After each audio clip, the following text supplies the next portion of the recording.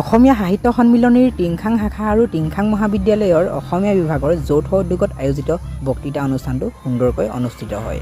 বিষয় ভাষণ কলা। বক্তা অধ্যাপক মুকুল চক্ৰৱৰ্তী, সন্মানীয় সভাপতি, অসমীয়া সাহিত্য সন্মিলনী।